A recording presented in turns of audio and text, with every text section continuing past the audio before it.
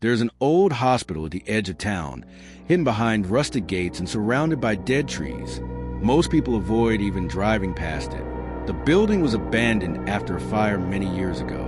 Records say the flames destroyed much of the structure and forced the remaining staff to leave. Since then, no one has entered or left.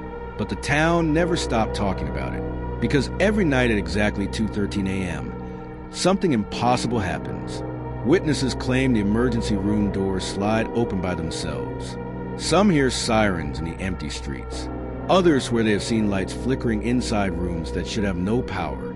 A few even reported ambulances driving through the gates, though no hospital has operated there for decades. Most people dismissed it as superstition. Daniel Carter did not. He was a freelance photographer who explored abandoned places and exposed urban legends online. His followers loved watching him investigate haunted locations. When he first heard about the hospital, he laughed. "An abandoned building with ghost ambulances?" he said during a live stream. "Sounds perfect." His viewers dared him to go. Some warned him not to. Others begged him to film whatever happened at 2:13. Daniel smiled into the camera. "Tomorrow night," he said, "we find out the truth." The next evening, rain covered the town in gray mist. Daniel parked outside the rusted gates just after midnight. The hospital loomed in the darkness like a giant shadow, broken windows staring down at him.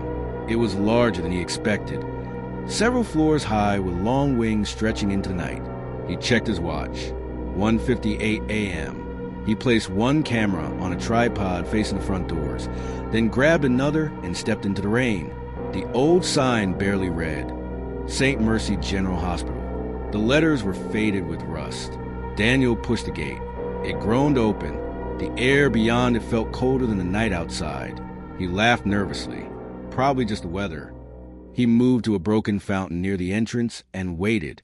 The town around him was silent. No cars, no dogs, no wind, only rain tapping softly on cracked pavement. 2:12 a.m. Then it happened. Sirens began to wail in the distance. Low at first, then louder. Through the fog, an ambulance appeared.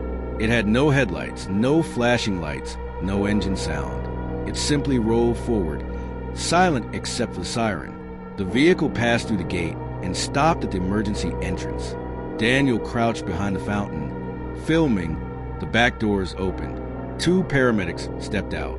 They moved stiffly, almost like machines.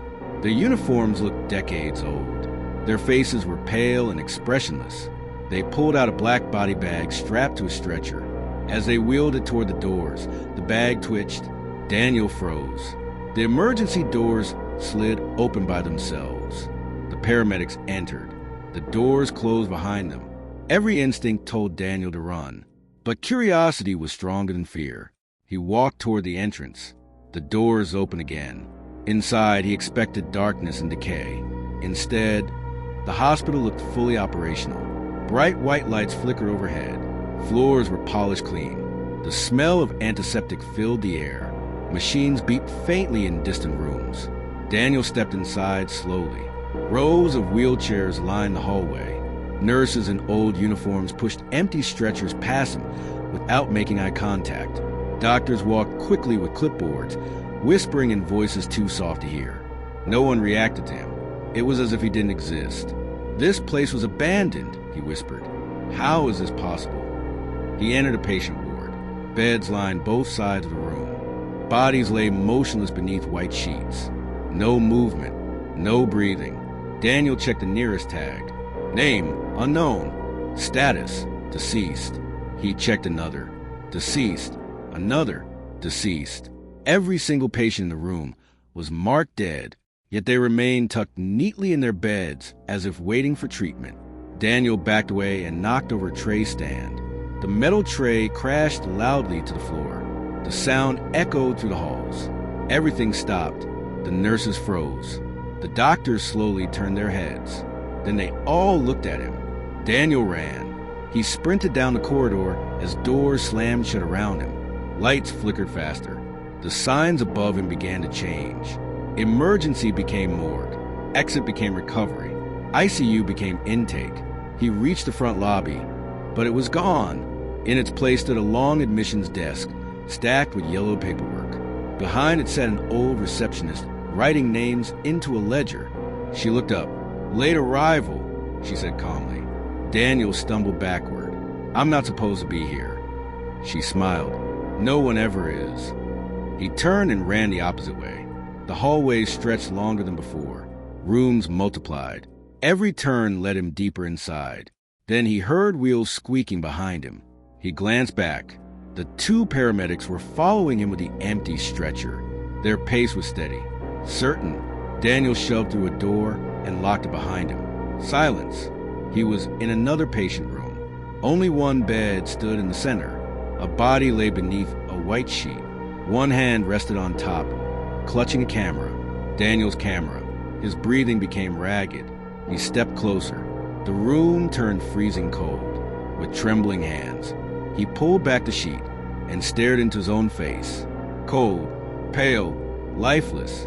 The same clothes, the same scar on his chin, the same watch on his wrist.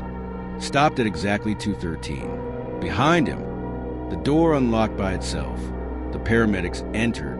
They grabbed Daniel and forced him onto the stretcher. He screamed and fought, but their grip was impossibly strong. A nurse entered holding a clipboard. "Cause of death?" she asked. From somewhere beyond the walls, the receptionist answered. Curiosity. A mask was pressed over Daniel's face. Darkness swallowed everything. The next morning, police found Daniel's car still parked outside the gates. The tripod still faced the entrance. Inside the car was his camera. Most of the footage was ruined by static. Audio twisted into whispers, but one image remained clear. Daniel stood motionless at the admissions desk, skin pale, eyes empty, while a nurse wrote his name into the register. The timestamp read 2:13 a.m. Authorities searched the hospital that day. They found nothing. No lights, no staff, no equipment, only burned walls, collapsed ceilings, and decades of dust. No sign Daniel had ever entered. The case was never solved. But the town still avoids that road after midnight. Because sometimes, if you wait near the rusted gates long enough, at exactly 2:13 a.m., you can still hear sirens in the fog.